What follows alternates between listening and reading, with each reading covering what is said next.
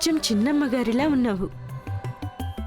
ఈరోజు నా దిష్టి తగులుతుందేమో నా బంగారు తల్లికి.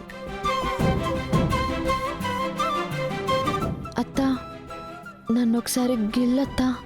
ఏంటి, పిచ్చి పట్టిందా ఏంటి? అరే అత్తా, గిల్లత్తా. ఇదిగో.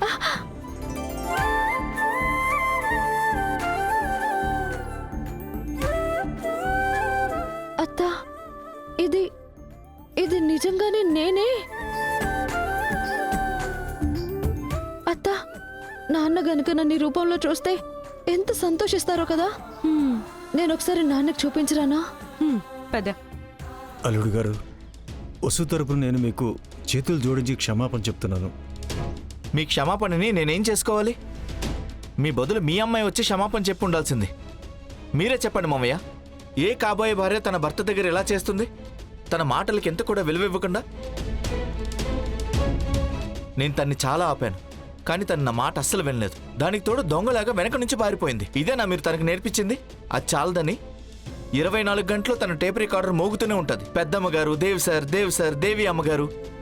నేను తనకి కాబోయే భర్తని. ఆ దేవి అమ్మగారు, దేవ్ సార్ కంటే నేను తనకి ఎక్కువ అవ్వాలి. నేను గనక ఒక్కసారి ఉద్యోగం మానేయి అంటే ఏం వాదించకుండా తన ఉద్యోగం మానేసి ఉండాల్సింది. కానీ ఎక్కడ? మీ గారాలు పట్టుందే నన్నే ప్రశ్నలు అడుగుతుంది. మీరు చెప్పేది నిజమే అల్లుడు గారు.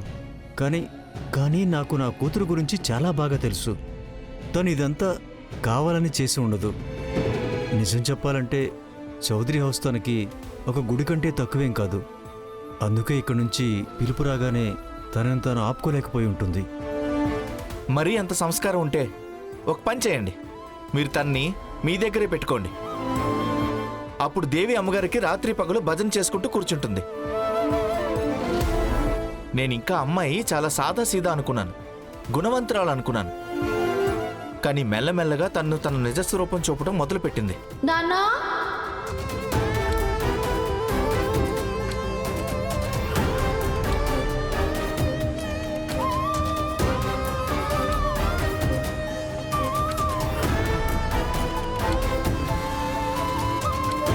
నాన్నా, నేనెలా ఉన్నాను?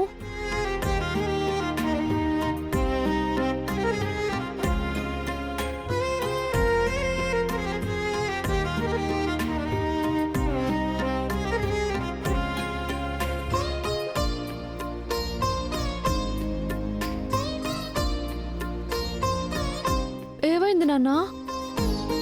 నేను మంచిగా లేనా ఏంటి? లేదు వసు, నువ్వు హఠాత్తుగా ఈ రూపంలో పిలిచావు కదా, ఒక్క క్షణం నేను నా రాజకుమార్ని గుర్తుపట్టలేకపోయాను. అచ్చం మహారాణిలా ఉంది నా వసుధ ఈరోజు. నాన్నా, అంటే పెద్దమ్మగారు బట్టలు నగలు నాకు నప్పాయా? చాలా బాగా నప్పాయి వసు.